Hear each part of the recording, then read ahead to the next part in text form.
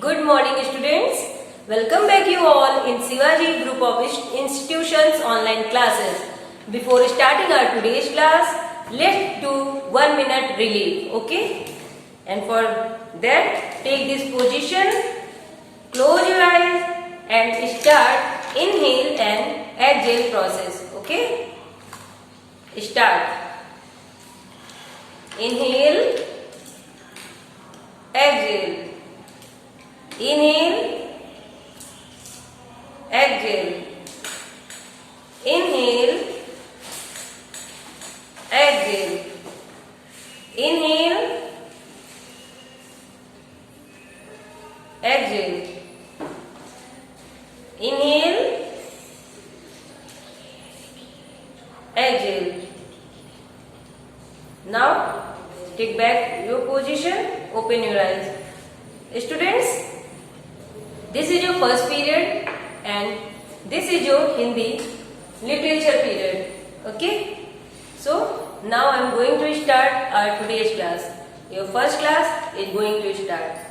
बच्चों, आज आपका हिंदी लिटरेचर का टर्न है. आपने पिछली कक्षा में पार्ट 4 फिर क्या हुआ पढ़ा था. आपने क्या पढ़ा था? पार्ट 4 फिर क्या हुआ, जिसमें किसकी कहानी थी? एक अकबर और बीरबल के बीच की कहानी थी, जिसमें अकबर को कहानी बीमारी के कारण वो कहानी सुनने लगते हैं, जिससे उनके दरबारियों को बहुत परेशानी होती, क्योंकि उन्हें पूरी रात भर कहानी सुनानी पड़ती थी, क्योंकि महाराज हर कहानी के अंत में फिर से पूछते थे फिर क्या हुआ, फिर क्या हुआ. तो ऐसे क्या था, उन्हें अपनी जो दरबारी थे उन्हें कहानी खत्म करने का मौका ही नहीं मिलता और वो रात भर जागते रहते थे. तो इसका उपाय बीरबल ने निकाला था. बीरबल ने उन्हें पहले कहानी सुनाई, तो अकबर ने फिर उनसे पूछा फिर क्या हुआ. तब बीरबल ने उन्हें एक ऐसी कहानी सुनाई जिसमें फिर क्या हुआ इस बात का भी कोई अंत नहीं था. वो कहानी क्या थी?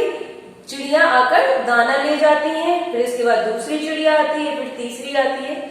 इसके बाद अकबर को अपनी गलती का एहसास हुआ था और उन्होंने अपनी कहानी सुनने की आदत को छोड़ दिया था. ओके, ये आपका रिवीजन हो गया. आज की क्लास में मैं आपको अभ्यास कार्य कराऊंगी.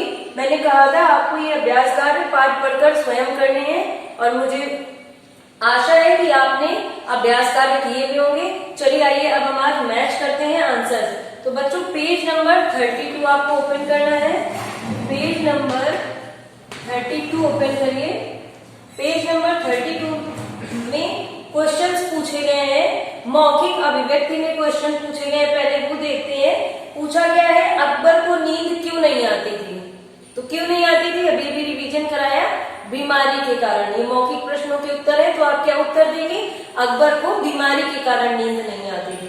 अकबर को क्या सुनने का शौक था, दूसरा प्रश्न है, तो इसका उत्तर है कहानी. किससे? कहानियां सुनने का शौक था. फिर ग में पूछा गया अकबर कहानी के अंत में क्या प्रश्न पूछते थे. तो आप सभी को पता है क्या पूछते थे? फिर क्या हुआ. ओके, अब आइए नीचे उच्चारण कीजिए. में कुछ शब्द दिए गए हैं जैसे बीमार, शौक, निश्चय, कोशिश, जहांपनाह, एहसास और पच्चीस. आपने ये शब्द पढ़े होंगे. ठीक है, इसके बाद आते हैं लिखित अभिव्यक्ति में पूछा गया है नीचे लिखे प्रश्नों के उत्तर लिखिए. नीचे लिखे प्रश्नों के उत्तर लिखिए. पहला प्रश्न है अकबर ने रोज रात को कहानी सुनने का निश्चय क्यों किया. तो आप क्या लिखेंगे इसका उत्तर? अकबर को नींद न आने की बीमारी हो गई थी, जिसका उपाय करने के लिए अकबर ने रोज रात को कहानी सुनने का निश्चय किया. ठीक है. दूसरा खा प्रश्न है दरबारी अकबर की किस बात से परेशान थे. तो किस बात से परेशान थे? दरबारी अकबर की हर कहानी के अंत में बार बार फिर क्या हुआ पूछने की बात से परेशान थे. फिर है गा में पूछा गया किसान ने पक्षियों से छुटकारा पाने के लिए क्या किया. तो आपने कहानी पढ़ी थी, किसान ने क्या किया था? बड़े से मटके में अनाज भर के उसमें छेद कर दिया था. तो आपको यही लिख देना है किसान ने पक्षियों से छुटकारा पाने के लिए एक मटके में अनाज भरकर उसमें एक छेद कर दिया था. ठीक है. इसके बाद घ में पूछा गया है अकबर को अपनी गलती का एहसास कब हुआ. तो उत्तर क्या होगा? अकबर को अपनी गलती का एहसास बीरबल की कहानी सुनने के बाद हुआ. और अंगा में पूछा गया अकबर ने कहानी सुनना क्यों छोड़ दिया। तो क्यों छोड़ दिया था, बीरबल के समझाने के बाद उन्हें अपनी गलती का एहसास हुआ और उन्होंने कहानी सुनने की आदत को छोड़ दिया। ओके, अब हम आते हैं जो हमें पुस्तक में ही करने हैं, जो बुक में ही करने हैं क्वेश्चन, सही गलत का चुनाव करें। बच्चों आपको इन प्रश्नों के उत्तर रफ कॉपी में लिखने का प्रयास करना है और अपने किसी बड़े की हेल्प से चेक कराने हैं कि आपने वो सही लिखे हैं या नहीं, जो मैंने अभी आपको प्रश्न उत्तर बताए हैं। अब हम सही गलत का चुनाव करके देखते हैं। तो पहला इसमें पूछा गया है अकबर बादशाह को सारी रात नींद नहीं आती थी। तो ये बात सही है या गलत है, आती थी कि नहीं आती थी? सही है ना, नहीं आती थी, तो इसमें आप सही का लगा देंगे। फिर अकबर ने रात्रि को संगीत सुनने का निश्चय किया। संगीत नहीं, क्या सुनने का निश्चय किया था? कहानियां, तो ये गलत है। फिर गांव में किसान की सारी फसल नष्ट हो गई, ये भी गलत है, सारी फसल नष्ट नहीं हुई थी। फिर पूछा गया है बीरबल ने अकबर की समस्या का समाधान किया, तो ये कैसा है? सही है। अकबर कहानी के अंत में प्रश्न पूछते थे, तो ये भी सही है। अकबर कहानी के अंत में प्रश्न पूछते थे, यानी का नंबर सही है, खा गलत है, गा गलत है, घा सही है और अंगा भी सही है। और आपने यही किया होगा। आइए हम चलते हैं हमारे दूसरी एक्सरसाइज की तरफ। दूसरी एक्सरसाइज क्या है?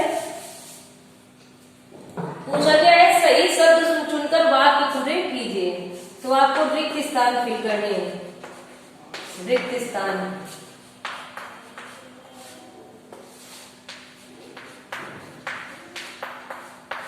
रिक्त स्थान में पहला है, देखिए यहाँ पे आपको कुछ क्लू में कुछ शब्द दिए गए हैं, उन शब्दों से आपको फिल करना है। फिल भी कर लिया होगा। का में पूछा गया था एक बार बीमार पड़ गया, तो कौन बीमार पड़ गया था? का, अकबर। कौन बीमार पड़ गया था? अकबर। फिर दूसरा पूछा गया है उसे जंगल में डर नहीं लगता था। उसे कैसे जंगल में डर नहीं लगता था? बीहड़ जंगल में डर नहीं लगता था, बीहड़। फिर पूछा गया है गांव में पक्षी गैस में चोट डालने की कोशिश करने लगा, तो पक्षी घड़े के छेद में, है ना, तो आप यहाँ पे क्या लिख देंगे? छेद। फिर है अकबर को अपनी गलती का डैश हो गया, तो क्या हो गया? अकबर को अपनी गलती का एहसास हो गया। और फिर अंगा में पूछा गया है अकबर को अब आने लगी, तो अकबर को अब क्या आने लगी? नींद आने लगी। अब ऐसे भी जब कहानी सुनते थे तो बार बार फिर क्या हुआ में लगे रहते थे, तो नींद कहाँ से आएगी? जब उन्हें अपनी गलती का एहसास हुआ तो उन्हें फिर नींद भी आने लगी। इसके बाद एक किसने कहा, बच्चों इसमें देखिए पेज नंबर 33 में है, ये आपको मैं बता दे रही हूँ। इसमें देखिए चित्र दिए गए हैं, आपको चित्र से इनके मिलान करने हैं, ठीक है। तो देखते हैं कि फिर क्या हुआ, कौन कहता था? अकबर, तो अकबर से मिला देंगे। फिर वह उड़ गया, ये किसने कहा था? बीरबल ने, तो बीरबल से मिला देंगे। फिर पूछा गया फिर क्या हुआ, ये किसने कहा था? अकबर ने कहा था, ठीक है। फिर पूछा गया है दूसरा पक्षी आया, उसने भी बहुत कोशिश की पर छेद छोटा था, ये किसने कहा था? बीरबल ने। तो ये आप कर लेंगे, ठीक है। और इसके बाद 5वें नंबर में कहा गया है, जो 5th एक्सरसाइज है, उसमें कहा गया पहले क्या हुआ बाद में क्या हुआ, 1 2 3 अंक लिखकर बताइए। तो इसको आप पढ़ेंगे। जैसे वह बहुत बहादुर था इसलिए उसने बीहड़ जंगल में भी अकेले डर नहीं लगता था, उपज अच्छी हुई।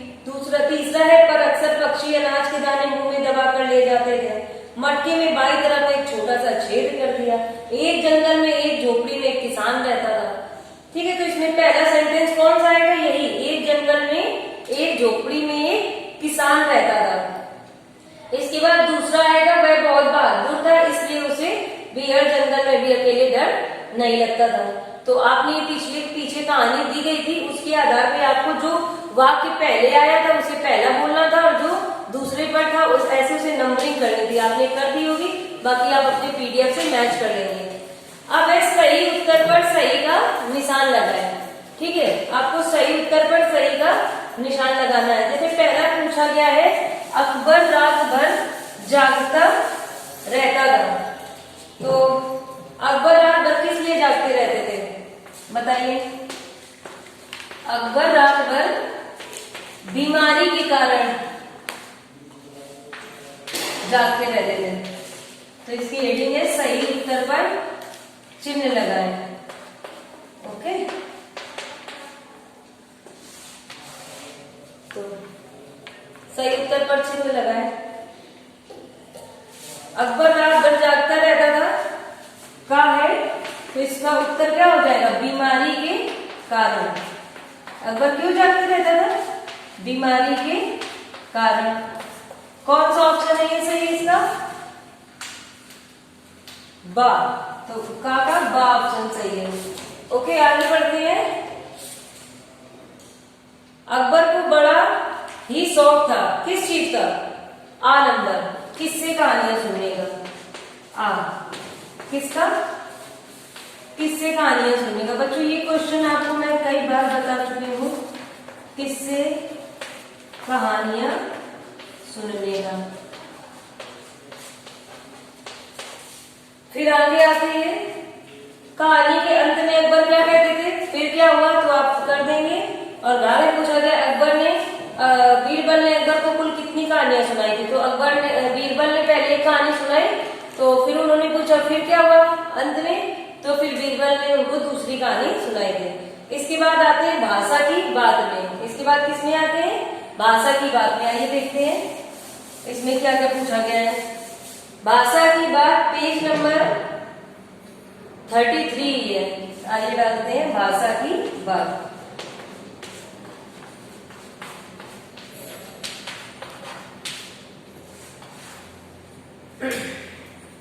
भाषा की बात।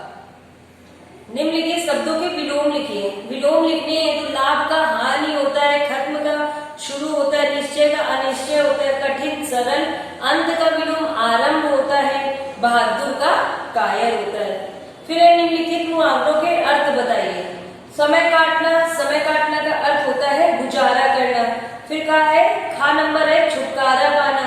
छुटकारा पाना का मतलब क्या होता है? समस्या का हल मिलना। फिर गा में है आंखों का तारा, तो आंखों का तारा मतलब बहुत प्यारा। फिर पूछा गया घा में 9 2 11 होना। 9 2 11 होना का मतलब क्या होता है? भाग जाना। ठीक है। फिर अंधे की लकड़ी, अंधे की लकड़ी का अर्थ होता है एकमात्र सहारा। और कान का कच्चा, कान का कच्चा का अर्थ होता है ऐसा व्यक्ति जो बिना सोचे समझे किसी भी बात का भरोसा कर ले। ठीक है, जैसे कुछ भी बोल दिया जाए और वो उस बात का विश्वास कर ले। देखिए अब इसमें थर्ड नंबर में कहा गया है कि देशज और विदेशज शब्द बताया गया। मैंने आपको बताया था देशज और विदेशज शब्द भाषा में, व्याकरण के टर्म में जो शब्द विदेशी भाषा से आए उन्हें विदेशज कहते हैं, चाहे वो अरबी फारसी से आए हो या पुर्तगाली से आए या अंग्रेजी से आए हो। ठीक है, तो ऐसे ही कुछ शब्द इस कहानी में भी यूज हुए थे आपको बताने थे। तो वो शब्द कौन कौन से थे? विदेशज शब्द जो इसमें यूज हुए थे, जो इसमें प्रयोग हुए हैं वो कौन कौन से हैं? आइए देखते हैं। जैसे दवाइयां था, दवाई शब्द क्या है? विदेशी शब्द है। ठीक है, दुनिया हो गया, उर्दू शब्द है, दुनिया हो गया। दरबारी जापना कोशिश, दरबारी जहांपना और कोशिश। ठीक है, तो आपको ये लिख लेने हैं। इसके बाद 4 नंबर में पूछा गया है निम्नलिखित वाक्यों का शब्दों का क्रम ठीक करके दोबारा लिखें। तो का में पूछा गया फिर क्या हुआ कहना छोड़ेंगे आप। ठीक है, तो सही क्रम में नहीं है ना। इसे कैसे होना चाहिए कि जब आप फिर क्या हुआ कहना छोड़ेंगे, तो इसको सही क्रम में लिख देंगे। फिर एक की भी उसने कोशिश बहुत, ये तो सही सेंटेंस नहीं है। इसका सही सेंटेंस क्या होगा? उसने बहुत कोशिश भी की। ठीक है, बाकी आपने किए होंगे और आपको मैच करना है। जैसे लास्ट में पूछा गया है हुआ क्या फिर, तो इसका क्या होगा? फिर क्या हुआ। ठीक है, फिर 5 नंबर में पूछा गया है निम्नलिखित को निर्देशानुसार वाक्य में बदलिए। वाक्य बदलना है भूतकाल, वर्तमान और भविष्यकाल। तो आपको पता है कि भूतकाल क्या होता है? जो काम पहले हो चुका होता है, ठीक है, वो भूतकाल होता है। वर्तमान प्रेजेंट मतलब जो हम अभी कर रहे हैं, जैसे अभी आप पढ़ रहे हैं और मैंने आपको पिछली कक्षा में पढ़ाया था, ये भूतकाल है। ठीक है, अभी पढ़ा रही हूँ, ये वर्तमान काल है, और अगली कक्षा में ये पढ़ाऊंगी, ये भविष्य काल है, जो आगे कार्य होगा। ठीक है, उसी के अनुसार आपको ये वाक्य बदलने, जैसे पहला दरबारी आकर अकबर को कहानी सुनाने लगा। ठीक है, तो दरबारी आकर इसको भूतकाल में बदलना है, तो लगा था। ठीक है, तो था लगा देंगे। था में पूछा गया बीरबल कहानी सुनाने आएंगे गागी ये लगा है, तो ये भविष्य काल है, आएंगे। आपको इसको किसमें बदलना है? वर्तमान में, तो है लगा देना है।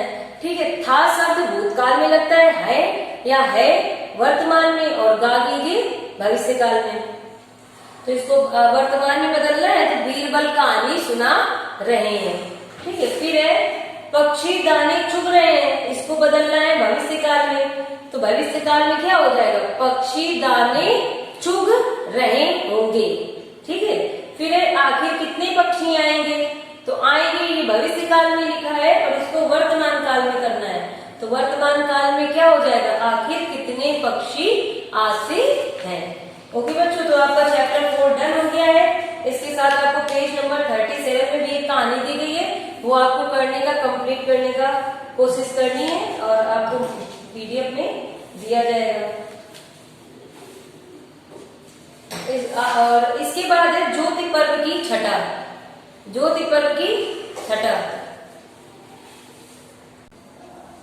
तो बच्चों पाठ 4 खत्म हो चुका है। अब हमको पाठ 5 पत्तों के खेल, और पत्तों के खेल क्या है? कविता है ना। ठीक है, तो ये कविता पढ़नी है, और ये पेज नंबर, आपको पेज नंबर कौन सा ओपन करना है? Page number 39। बच्चों आपको बार बार ये बताने की जरूरत नहीं कि हिंदी लिटरेचर का टर्न है, तो आपको हिंदी लिटरेचर की बुक ओपन करनी है, आपको अपने आप ही बुक ओपन करनी है। ठीक है, ज्योति पर्व की छठा के पहले, सॉरी पत्तों के खेल के पहले आपको देखिए यहाँ पर दिया गया है ज्योति पर्व की छठा। तो ज्योति पर्व की छठा ये कविता है, ये आपको पढ़ने के लिए है, तो ये आपको पढ़नी है, आप स्वयं पढ़ें और समझें इसको। ज्योति पर्व किसको कहते हैं? दिवाली को कहते हैं। ठीक है, और मैं एक बार आपको रीड कर दे रही हूँ, ताकि आपको जो भी कठिन शब्द लगे वो आप पढ़ लें, और अगर आप नहीं भी पढ़, जो आपको कठिन लगे उसे फिर अंडरलाइन करिए और अपने पेरेंट्स की हेल्प से उसे पढ़िए। जगमग जगमग दीपों वाली ज्योति पर्व की छठा निराली, प्रेम प्यार का संदेश लाती, सारे बच्चों को है बातें। अच्छी लगती है ना दिवाली? यही बता रहे हैं कि सबको जगमगाती हुई अच्छी लगती है। फैला तमस भगाने वाली, तमस मतलब अंधकार। ठीक है, ज्योति पर्व की छठा निराली, नई पोशाक पहने सारे, लगते जैसे नभ के तारे, चकाचौंध का नाम दिवाली, ज्योति पर्व की छठा निराली। ठीक है, तो सारे लोग, सभी बच्चे, सभी बड़े, सब नए कपड़े पहनते हैं, पोशाक मतलब कपड़े पहनते हैं, और सब बिल्कुल तारों के जैसे चमक रहे होते हैं, तो इसीलिए कहते हैं कि ज्योति पर्व की जो छठा है वो निराली होती है। वैसे भी जब सभी जगह रोशनी होती है तो तमस यानी अंधकार हट जाता है, और फिर क्या होता है? घर आंगन को सब चमकाते, रंगोली के रंग सजाते, अंतर मन को छूने वाली, ज्योति पर्व की छठा निराली। तो सभी क्या करते हैं? सब साफ सफाई करते हैं ना, दीपावली के कितने पहले सब रंगते हैं, घरों को पुताई करते हैं, सफाई करते हैं, सब चमक रहे होते हैं ना। तो ये क्या है कि सब लोग अपने घर के बाहर, मम्मी और बड़े लोग मिलकर रंगोली सजाते हैं, तो सभी के घर बहुत सुंदर लगते हैं। और ये सब क्या करता है? अंतर मन, हमारे मन को प्रसन्न करता है जब सब जगह खुशियां ही होती है। ठीक है, मानवता का पाठ पढ़ाती, दुष्टों से लड़ना सिखाती, भले काम कर मिलती ताली, ज्योति पर्व की छठा निराली। और ये किसने लिखी है? राजेंद्र निशेष जी ने। तो आप सभी जानते हैं कि मानवता का पाठ क्यों पढ़ाते, क्योंकि रामचंद्र जी अयोध्या वापस लौटे थे, किसका? रावण का वध करके। और ये क्या है कि अगर हम अच्छे काम करेंगे तो हमें शाबाशी मिलेगी। रामचंद्र जी को आज भी हम लोग पूजते हैं, उनकी मानवता के लिए, उनके अच्छे कर्मों के लिए। ठीक है, तो आपको ये समझ में आ गया है, बाकी आपको ये पढ़ना है। आइए अब हम पढ़ते हैं पत्तों के खेल, पेज नंबर 39 में। ठीक है, इसमें आपको क्या बताया गया है? इसमें कहा गया है पत्तों के खेल से हमें यहाँ पर, हमारा आशय है किससे? हमारा जीवन क्या है, पेड़ पौधों से है, ये बात सत्य है। क्योंकि अगर पेड़ पौधे नहीं होंगे तो हमें ऑक्सीजन नहीं मिलेगी, क्योंकि पेड़ पौधे क्या करते हैं, ऑक्सीजन बनाते हैं, ठीक है, और हमारे द्वारा कार्बन डाइऑक्साइड जो हम लोग छोड़ते हैं, जो हमारे लिए विनाशकारी गैस है, ठीक है, उसे वो लोग लेते हैं और हमें जीवनदायिनी गैस जो है ऑक्सीजन, वो हमें सांस लेने के लिए देते हैं, ठीक है। तो पेड़ पौधे नहीं होंगे तो हमारा जीवन ही संकट में आ जाएगा, ठीक है। तो हमें क्या करना चाहिए, इन पेड़ पौधों की रक्षा करनी चाहिए, ठीक है। और इसमें इस पार्ट में जो हमें बताया गया है कि हम बचपन में जब छोटे होते हैं तो हमारे आसपास जितने पेड़ होते हैं हम उनकी पत्तियों के साथ खेलते भी हैं। तो यहाँ पर कुछ बच्चे हैं और वो बच्चे उन अलग अलग पेड़ों की पत्तियों से कौन कौन से खेल खेलते हैं ये इसमें दिखाया गया है। तो आइए हम शुरू करते हैं, ठीक है। तरह तरह के पत्ते लाकर आओ खेले खेल। बच्चों यहाँ देखिए बोर्ड में मैंने कुछ पत्ते बनाए हैं, नीम की पत्तियां आप देखते हो, अपने आसपास देखना कि ये पत्तियां कैसे होती हैं और अलग अलग इन्हें हम कैसे पहचानते हैं। सब अलग अलग रूप रंग होते हैं ना सभी के, ठीक है। तो आइए बच्चे ये क्या कर रहे हैं, सीखते हैं इनसे। तरह तरह के पत्ते लाकर आओ खेले खेल, ये कह रहे हैं बच्चे कि आओ हम सब मिलकर अलग अलग पत्तियां लाते हैं और खेल शुरू करते हैं। मैं पीपल का कोमल कोमल चिकना चिकना पत्ता लाऊं, ये क्या कह रहे हैं, मैं पीपल का कोमल कोमल को जो पीपल का पत्ता होता है वो चिकना होता है ना, मुलायम होता है। तो कह रहे हैं कि मैं पीपल का कोमल कोमल चिकना चिकना पत्ता लाऊं और बनाऊं उसका बाजा। उसके बाद वो क्या बनाएगा, उसका बाजा बजाने वाला, ठीक है। और बनाऊं उसका बाजा, पी पी पी पी उसे बजाऊं, और उसकी जो आवाज निकलेगी वो उसे बजाएगा। फिर मेरे पीछे तुम सब चलना, बन जाएगी रेल। वो बाजा बजाते हुए जब आगे जाएगा तो बाकी सब उसके पीछे चलेंगे अपने अपने पत्ते लेकर, तो क्या बन जाएगी रेल, ठीक है। मेरे पीछे तुम सब चलना, बन जाएगी रेल। लाऊं मैं बरगद का पत्ता, उतना मोटा जितना गद्दा, और गत्ता, और फिर वो क्या लाएगा, बरगद का पत्ता। और बरगद का पत्ता कैसा होता है, थोड़ा मोटा होता है ना, और रफ भी होता है थोड़ा। तो क्या लाएगा, बरगद का पत्ता लाएगा जो कितना मोटा होता है, गत्ते जितना मोटा होता है। और इस पत्ते का पत्र बनाकर, चूंकि वो मोटा होता है तो इसका वो क्या बना देगा, पत्र बनाकर भेजूंगा सीधे कलकत्ता। और पत्र वो कहाँ भेजेगा, कलकत्ता भेजेगा, ठीक है। बरगद की चिट्ठी ले जाएगी मेल, लेकिन ये चिट्ठी ले कौन जाएगा, इसको मेल ले जाएगी, ठीक है। अब इसके बाद किसकी बात आ गई, नीम की पत्ते की बात आ गई कि आह नीम की पत्ती भाई, अरे कभी क्या तुमने खाई, क्या आपने कभी खाई नीम की पत्तियों की देखभाल भी करते हैं, ठीक है बच्चों। तो आपको ये चैप्टर मैंने बता दिया है, आपको ये चिट्ठी कविता पुनः पढ़नी है, ठीक है। और इसके क्या करने हैं, इसकी जितने भी अभ्यास कार्य हैं वो स्वयं करने हैं, और शब्दार्थ भी याद करने, यानी आपको पार्ट 4 के अभ्यास कार्य तो करने ही है, वो मैंने करा दिए है क्लास 1 में, ठीक है। कार्य शब्दार्थ पार्ट 4 भी पढ़ना है और पार्ट 5 में भी यही करना है। पार्ट 5 पढ़ें, कविता याद करें, कविता याद करें, शब्दार्थ याद करें, ठीक है। मैंने आपको बता दिया है, चिट्ठी कविता आपको पढ़नी है। So students, that's enough for today, we will meet again in our next class. Till then, do your work neatly and cleanly, and students remember that you have to learn all the exercises, okay?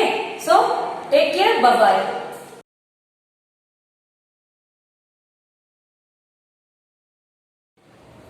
Hello students, this is your science period and I am your science teacher.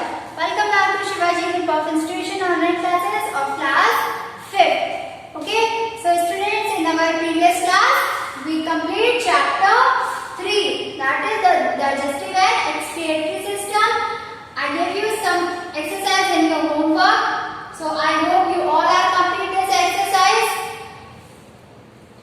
Now students, today now I am going to teach you chapter 4, new chapter 4, that is pollination.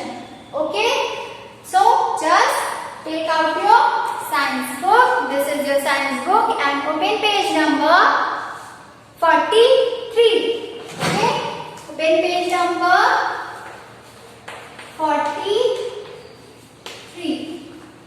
Okay, now let's start our study. So, students, what is pollination? In this chapter, we learn many topics. Example, part of a flower and types of a flower and pollination and its process and agent of pollination. In this chapter, in topic of pollination, we learn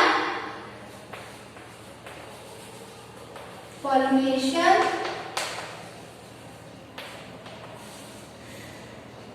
first is part of a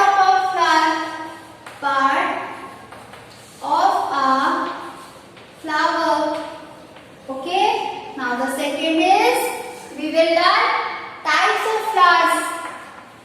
Types of flower. Okay, now the third is pollination and its process. Pollination and its process. And the fourth is agent of pollination.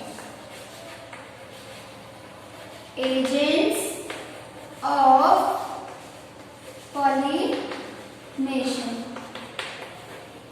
Okay, we will discuss in some topics part of a flower, types of a flower, pollination and its process and agent of pollination. So today, now I am going to teach you and so our first topic is pollination.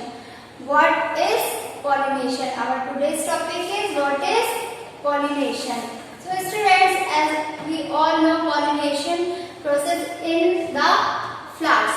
Pollination process in the flowers. So flowers are attractive and the most beautiful part of a plant.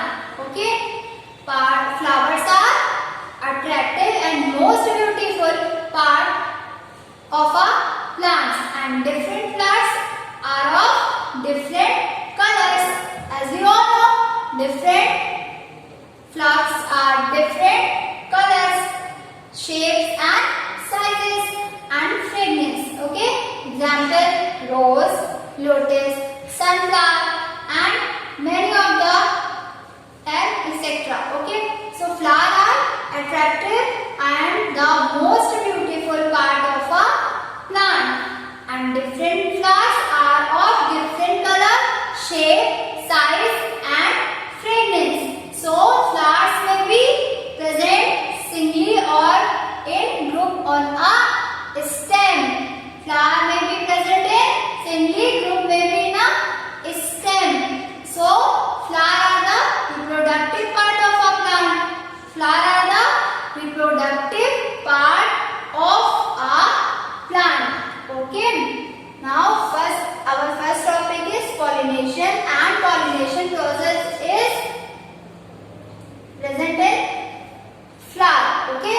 So flower are the most beautiful part of a plant, as I know that, and different flowers are different kinds of fragrance, shapes and sizes, and as we all know, flowers may be present in a stem, and flowers are the reproductive part of a plant. Okay.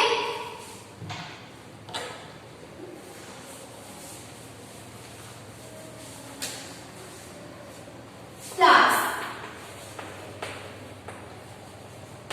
Flowers are different size and different shape. Different sizes and shapes. Okay. Flowers are different sizes, shapes and fragrance.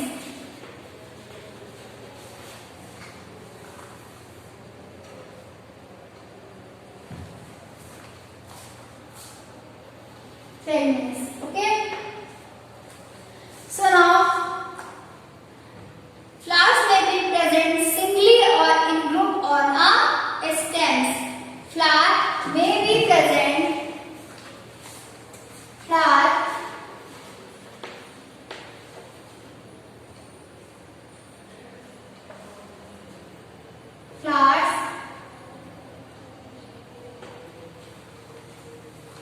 are the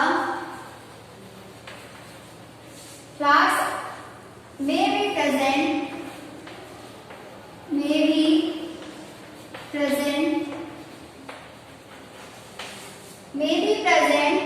singly or group in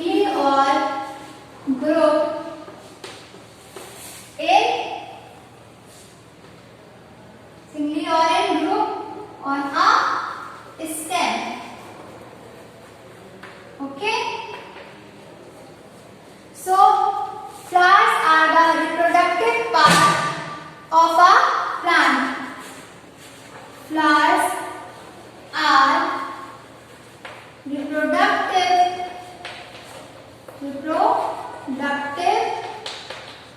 part of a plant. Okay, so plant are a reproductive part of a plant, and let us know different parts of a flower. Okay, now we have learned different flowers are different sizes and shapes and fragrance, and flowers are reproductive part of a plant, and it may be present singly or group in a plant stem. Okay, now next is our first topic is parts of a flower. First topic is parts of a flower.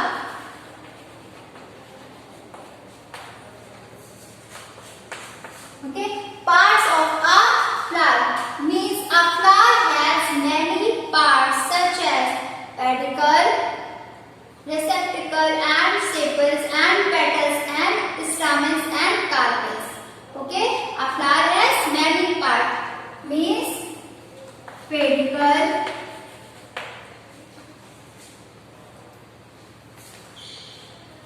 and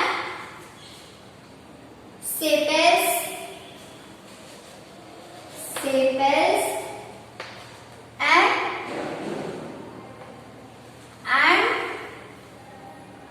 carpels. Okay, a flower has many parts: petals, sepals, stamens and carpels. Sepals and petals and stamens, carpels are the parts arranged in 4 rows. Okay, now a flower has many parts such as pedicel, receptacle, sepals, petals and stamens and carpels.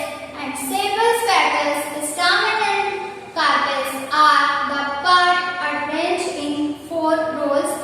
Okay, so student, let us know about those parts in details. Okay, so first is pedicel. What is pedicel? The stalk of a flower is called pedicel. The stalk of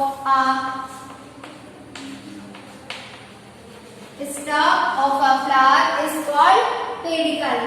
Okay, and the upper part of a pedicel is attached to the receptacle. Okay, and the receptacle is the base of a flower. Now next is sepals. The outermost roll or the set is composed green leaf sepals which protect the inner structure called sepals. Sepal is a roll or set is green leaf sepals. Green leaf sepals. Okay, and petals. And what is petals? The next inner roll is composed of bright color petals. Being brightly colored, petals attract insects for pollination. Okay, so petals are larger than sepals and are the collectivity known as corolla. Okay, it is bright color petals. Bright color petals. Okay, first is part of a flower: pedicel, sepals,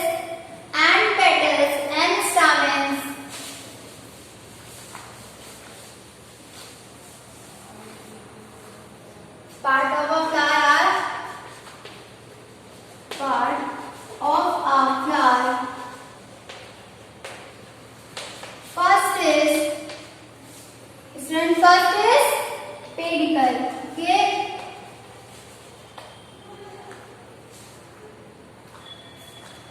Now the next is sepals. S-E-P-A-L-S, sepals. And the third part is petals. Okay. Now the fourth part is stamens. S-T-A-M-E-N-S, stamens. Okay. Now the fifth part is carpels. C-A-R-P-E-L-S, carpels. Okay. So students, these are the name of the part of a flower: pedicels, sepals, petals, stamens, and carpels. These are the part of arranged in 4 rows. This is the arranged in 4 rows.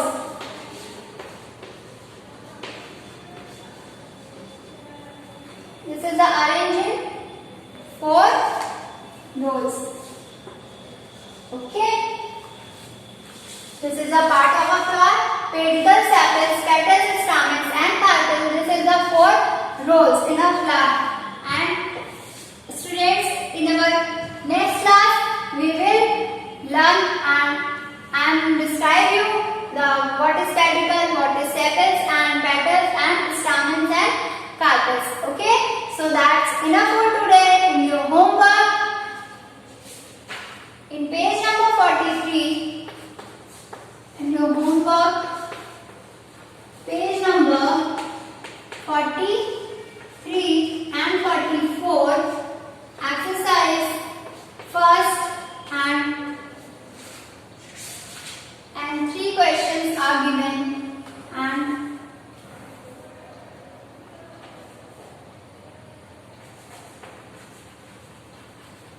in your book. Okay. You all have to do in page number 43. First exercise is identify and name the flowers below. Students, some flowers pictures are given. Identify their names and write here. Okay.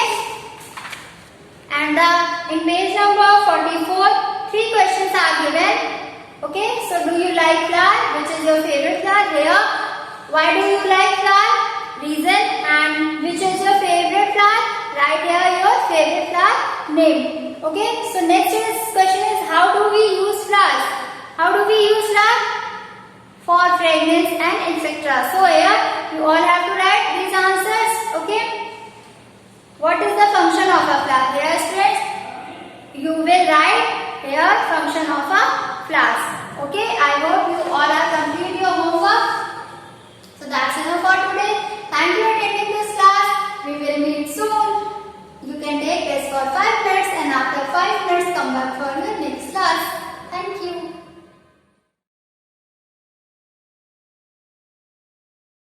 Good morning students. I welcome to your online classes. I am social study teacher from Shivaji Group of Institutions. Student, today's chapter number 5, 9 and I will discuss about chapter in this feather and climate. Students, take out your book and open your page number 26. Okay. So student, what is weather? Weather is the condition of temperature, pressure, wind, humidity and rainfall in the atmosphere at a given place and time. Okay. Weather changes suddenly. For example, a bright sunny morning may change into a rainy day with a few hours. है ना? आपने देखा होगा कि morning में जैसे कभी बहुत तेज धूप निकलती है और बाद में क्या होता है, रेनफॉल होने लगता है. Okay. Changing weather gives rise to seasons. In India, we experience 3 different seasons. Season has divided three. Number first is summer. Now, second, winter. Sorry, winter. Yes. And third is monsoon. So, students, I am reading. Seasons has three divided. Number first of all, summer season. Second, winter season. Now, third, monsoon season. Okay. Climate on the other hand refers to the average weather condition of place over a long period of time. For example, the Sahara Desert has a hot and dry climate. The climate in the Himalayas is cold, whereas it is warm and humid in and around Chennai. The variety of life that exists on the earth is because of climate's difference that are present in different regions. The variety of animal species found on the earth varies according to the climate condition. Different क्या होते हैं animals होते हैं climate changing के कारण. For example, polar bears, penguins that are found in polar region will not survive in the equatorial region. People adopt themselves according to the climate of place. The cloth क्या होते हैं हम लोग cloth change करके पहनते हैं. Winter season में कुछ और होता है, समर सीजन में कुछ और होता है, मानसून सीजन में कुछ और होते हैं. The clothes they wear, the food they eat, and the types of houses they live in the affected by the climate. Okay, so let's study the various factors which determine the climate of a place. Okay, look, so next open your page number 27. Distance from the equator. Number first is latitude. The earth gets heated by the rays of the sun falling on it. Thus, the place near the equator will be hot as the rays will fall vertically on it and spread over a small area compared to the places far away as the rays become slanting and cover a larger area. Thus, we divided the earth into three heat zones or climate zones depending upon the amount of heat received. Number first zone is their torrid zone, second zone is their temperature zone, third zone is their frigid zone. Okay, first zone is their torrid zone. I will discuss about torrid zone, the areas that lie in the equator region between the Tropic of Cancer and the Tropic of Capricorn gets heated by the incidence rays of the sun. This region is called the torrid zone. Okay, some of places that lie in this region are Brazil. In this region में कौन-कौन से आते हैं? Brazil आता है, Malaysia आता है, and Cubana. Okay. Now second zone जो होता है वो टेम्परेचर जोन का होता है. तो इसलिए क्या होता है टेम्परेचर के बारे में डिस्क्राइब होता है. The area that lie between the Tropic of Cancer and the जैसे Arctic Circle in the northern hemisphere and the Tropic of Capricorn and Antarctica circle in the southern atmosphere are called temperate zone. Okay, these regions has a mild climate, neither very hot nor very cold. ना ही ज़्यादा ही hot होते हैं और ना ही ज़्यादा ही ठंडे होते हैं. Number so third one is their frigid zone. The areas between the Arctic Circle and the North Pole in the northern hemisphere and between the Antarctic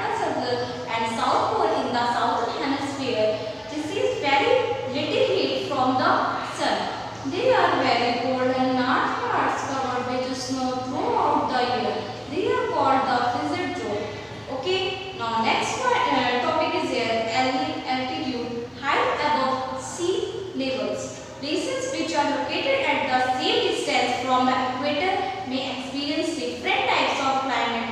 This happens because the altitude places which are at higher altitude will be cooler and the temperature will be lower. So students, see here, we picture this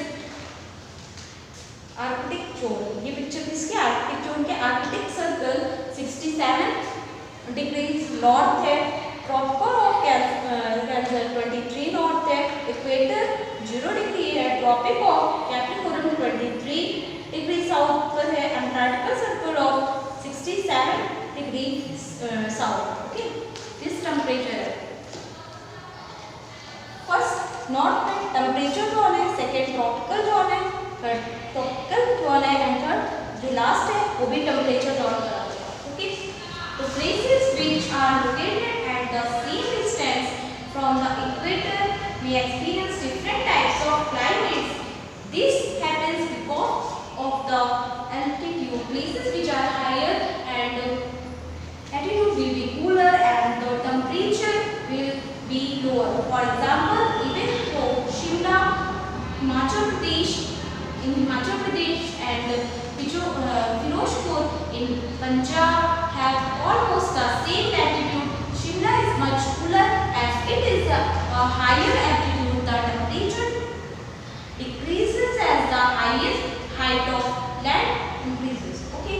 Now next topic is there, distance from the sea. Okay.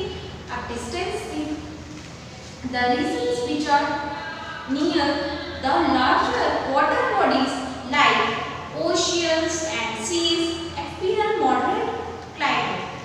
This is because water heats up and cool down very slowly than land. Let us compare climate of Delhi and Mumbai. Delhi is far away from the sea coast, while जबकि जो मुंबई है वो क्या है, is near to the sea के बहुत पास में. Delhi is very hot in summer and very cold in winter. होता है दिल्ली जो होती है समर में हॉट होती है और ठंडियों में जो होती है कोल्ड होती है. लेकिन जो मुंबई है on the other hand, Mumbai is neither hot in summer और नॉट कोल्ड इन विंटर. मतलब सेम ही रहता है almost. Okay, you know that areas for away from the equator have a lower temperature. इसके कारण हो रहा है लोअर टेम्परेचर के कारण कैसे होता है, that goes closer to it. Delhi should be cooler than Mumbai in the summer season because Delhi is far away from the equator and Mumbai is closer to the equator. But this is not so. This is because Mumbai is near the sea coast. The cool air comes from the sea coast towards the land and makes its climate moderate. This is why Delhi has an extreme climate while Mumbai has a moderate climate. So students, this is half chapter has completed and find out 10 hard words. Okay, so note down homework, revise chapter 5 page number 26 to 28 and find out 10 hard words and find out 10 hard words.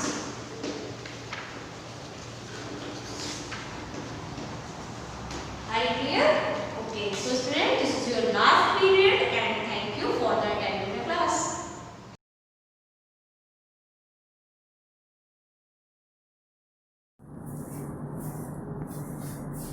सुस्वागतम. मैं रेणुलता पांडे, संस्कृत शिक्षिका, Shivaji group of institutions. बच्चों, आज मैं आपको chapter 4 वर्ण संयोग इस चैप्टर के नोट्स पढ़ाने जा रही हूँ. इसके पहले बच्चों मैंने आपको बुक में वर्ण संयोग का जितना डिटेल था वो मैंने पढ़ाया था और बुक में जो एक्सरसाइज दी हुई थी अनुशीलनम, एक्सरसाइज को ही अनुशीलनम हम कहते हैं, मैंने वो एक्सरसाइज चालू कराई है. अब नेक्स्ट स्टेप आता है कि आपको अपनी नोटबुक में क्या लिखना है। तो ये नोट्स मैं आपको पढ़ के बता रही हूं। ये नोट्स आपको अपनी नोटबुक में चैप्टर 4 वर्ण संयोग एक करके इस तरह से नोट्स लिखने हैं। ओके, तो देखिए आप चैप्टर 4 डालेंगे वर्ण संयोग, उसका टाइटल लिखेंगे, फिर साइड हेडिंग डालेंगे बच्चों वर्ण संयोग, और वर्ण संयोग में आगे आप लिखिए बिना परिवर्तन के दो वर्णों का एक साथ जुड़ना वर्ण संयोग कहलाता है। बिना परिवर्तन के दो वर्णों का एक साथ जुड़ना वर्ण संयोग कहलाता है। यह वर्ण संयोग दो प्रकार का होता है। यह वर्ण संयोग दो प्रकार का होता है। देखिए बच्चों, वर्ण संयोग में मैंने आपको बताया था ना कि जब व्यंजन के बाद रा आता है तो वो रा जो है वो ऊपर जाता है ऐसे करके। देखिए फॉर एग्जांपल मैं एक बार फिर से आपको ये बता देती हूँ। देखो व्यंजन के बाद यहाँ रा है तो वो रा जो है वर्ण के ऊपर जाएगा इस तरह से, ठीक है। ये मुझे स्ट्राइक किया इसलिए मैंने आपको फॉर एग्जांपल ये फिर से बताया। तो ध्यान से सुने, बिना परिवर्तन के दो वर्णों का एक साथ जुड़ना वर्ण संयोग कहलाता है। यह वर्ण संयोग दो प्रकार का होता है। पहला है व्यंजन प्लस स्वर, ये बराबर वर्ण संयोग, यानी वर्ण संयोग जो पहला वाला है वो क्या होगा, उसमें व्यंजन और प्लस स्वर जुड़ेगा। तो व्यंजन प्लस स्वर बराबर वर्ण संयोग। दूसरा है व्यंजन प्लस स्वर बराबर वर्ण संयोग। ओके, अब पहले वाले वर्ण संयोग के बारे में डिटेल देखिए। स्वरों का व्यंजन में मात्रा के रूप में जुड़ना प्रथम श्रेणी का वर्ण संयोग है। स्वरों का व्यंजन में मात्रा के रूप में जुड़ना प्रथम श्रेणी का वर्ण संयोग है। जैसे का प्लस आ बराबर का प्लस आ बराबर का प्लस उ बराबर कु, का प्लस ई बराबर की, का प्लस ई बराबर की, का प्लस उ बराबर उ। नेक्स्ट लाइन है, लाइन क्या है बच्चों, हेडिंग्स है। रा हलंत ही रहेगा। लिखते समय आपको हलंत का विशेष ध्यान रखना है। जहां मैंने हलंत लगाया है वहां ध्यान से आप हलंत लगाएंगे।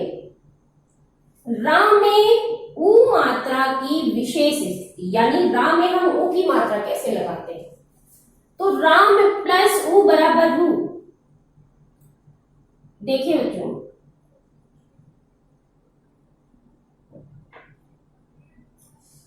रा में जब हम छोटा उ लगाएंगे तो इस तरह से लगाएंगे, ठीक है। रा प्लस उ यानी बड़ा रू, इसको ऐसे घुमा के तब ऐसे ले जाएंगे, ये बड़ा रू उ हो जाएगा। तो रा प्लस उ बराबर रू, रा प्लस उ बराबर रू। तो इस तरह से बच्चों आपको अपनी नोटबुक में लिखना है। आपकी हैंड राइटिंग बहुत ही सुंदर होनी चाहिए, स्वच्छ होनी चाहिए, इस बात का विशेष ध्यान रखना है आपको, ठीक है। एक हेडिंग जब आपकी कंप्लीट हो जाएगी तो नेक्स्ट हेडिंग में आप एक लाइन का गैप रख करके लिखेंगे, ठीक है। तो बहुत सुंदर सुंदर आपको लिखना है। हैंड राइटिंग का कंटिन्यू आप अभ्यास करते रहें, ठीक है। और इसके बाद मैं आपको दूसरा पॉइंट अभी क्लियर करती हूँ।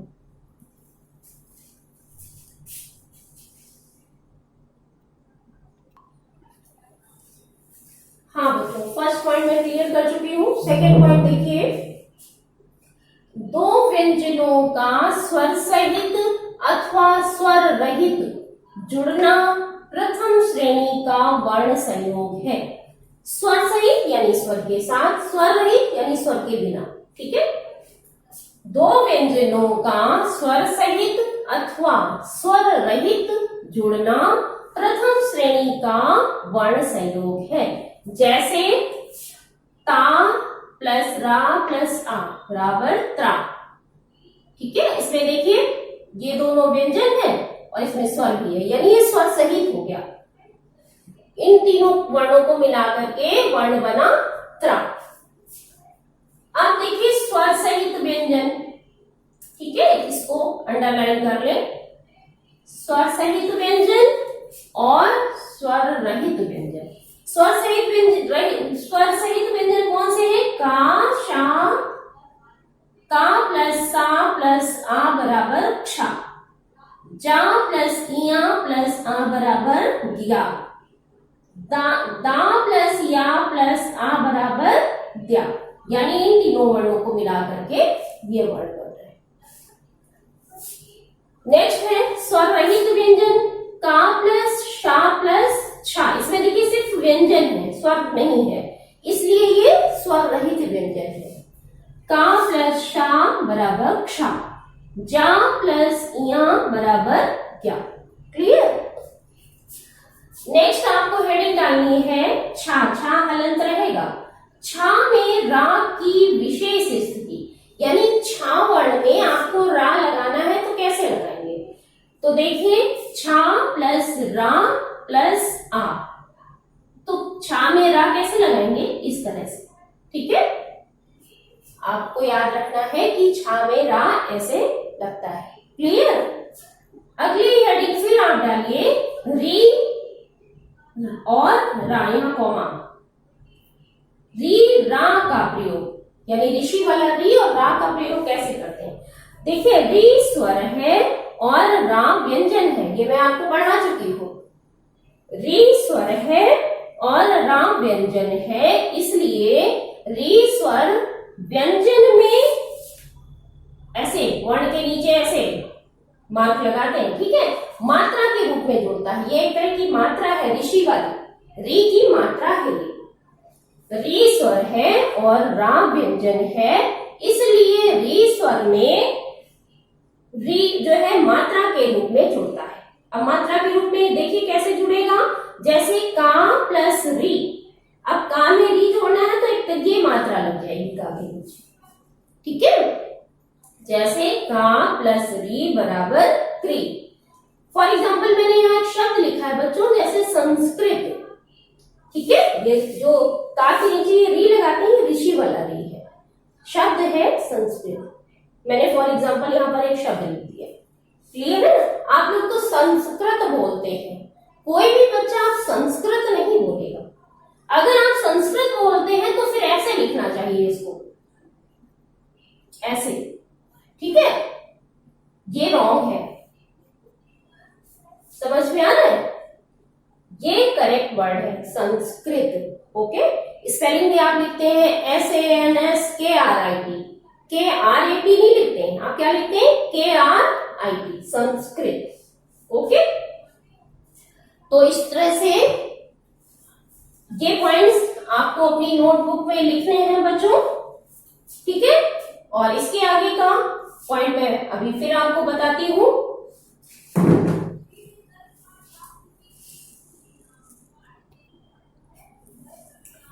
हाँ बच्चों, इसी क्रम में आगे देखिए अगला पॉइंट क्या है। रा और री का प्रयोग जो मैं बता रही थी, इसमें अगला पॉइंट है यदि रा का प्रयोग किसी व्यंजन के बाद में होता है तो वह, ये ऐसे मार्क आएगा, रूप में जुड़ता है।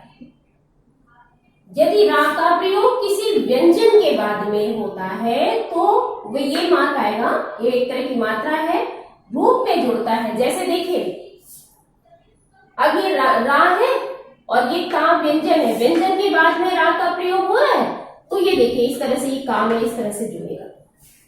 तो यदि रा का प्रयोग किसी व्यंजन के बाद में होता है तो वह रूप में जुड़ता है, यानी इस रूप में। जैसे का प्लस रा प्लस आ बराबर क्रा, इसको क्रा बोलेंगे। ठीक है, जैसे शब्द मैंने लिखा है प्रथम, है ना। इसी तरह एक और शब्द भी है ग्रहम, है ना।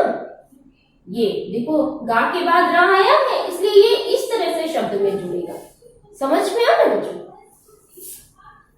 और अगला पॉइंट क्या है? किंतु यदि रा किसी व्यंजन से पहले हो तो वह अगले स्वर के ऊपर ये जो मात्रा लग जाती है, ठीक है, ऐसे मात्रा लगाते हैं ना, स्वर के ऊपर प्रयुक्त होता है। किंतु यदि रा किसी व्यंजन से पहले हो तो वह अगले स्वर के ऊपर, ठीक है, अगले स्वर के ऊपर जो है इस तरह से जुड़ जा प्रयुक्त होता है। प्रयुक्त होता है यानी यूज होता है, प्रयोग किया जाता है। जैसे रा प्लस का प्लस आ, रा प्लस का, ये देखो रा जो है व्यंजन से पहले है, का व्यंजन है और इससे पहले रा है, तो ये ऊपर चला जाएगा, ठीक है। ये देखो का के ऊपर रा प्लस का प्लस आ बराबर इस तरह से रा की मात्रा है। मैंने फॉर एग्जाम्पल शब्द लिखा है पर्वत, ठीक है, इसमें क्या है, व्यंजन से पहले आया है रा, तो वो जब व्यंजन वा व्यंजन ऐसे पहले आया तो ये रा ऊपर चला गया, है ना। इसी तरह का एक शब्द और है अर्क, समझ में आ रहा है? अर्क, तो इसमें भी का व्यंजन है, इससे पहले रा आया है तो ये ऊपर चला जाएगा, ठीक है। इस तरह से आप इन पंक्तियों को ध्यान से पढ़ें और समझें, ठीक है। मैं एक बार फिर से रिपीट करती हूँ। यदि रा का प्रयोग किसी व्यंजन के बाद में होता है तो वह इस दिमाग बना हुआ रूप में जुड़ता है, जैसे का प्लस रा प्लस आ बराबर क्रा। फॉर एग्जाम्पल मैंने शब्द दिया है प्रथम। इसी का नेक्स्ट पॉइंट है किंतु यदि रा किसी व्यंजन से पहले हो तो वह अगले स्वर के ऊपर प्रयुक्त होता है, इस तरह से प्रयुक्त हो, जैसे रा प्लस का प्लस आ, इस तरह से रा ऊपर जाएगा। और इसका फॉर एग्जाम्पल मैंने वर्ड लिखा है, शब्द है पर्वत, ठीक है बच्चों। तो इस तरह से आपका ये चैप्टर 4 वर्ण संयोगा कंप्लीट हो गया है बच्चों। मैंने इसकी रीडिंग आपको कराई, मैंने इसकी एक्सरसाइज आपको कराई और ये नोट्स मैंने आपको लिख के समझाए हैं जो आपको अपनी नोटबुक में लिखना है। मैं बार बार ये कहती हूँ कि कोई भी बच्चा लापरवाही से अपना कार्य ना करे। आप अपनी नोटबुक में हैंडराइटिंग का स्पेशली विशेष रूप से ध्यान रखेंगे, क्योंकि इसका बहुत ही अच्छा प्रभाव पड़ता है। जब आपकी नोटबुक हम लोगों के सामने आती है तो देख के बहुत खुशी होती है, अरे वाह कितना सुंदर लिखा है इस बच्चे ने। तो इस तरह से हर बच्चा ये प्रयास करेगा कि आप अपनी हैंडराइटिंग को इम्प्रूव करें, सुंदर सुंदर लिखें, समय से अपना कार्य पूर्ण करें। धन्यवाद, आपका दिन मंगलमय हो।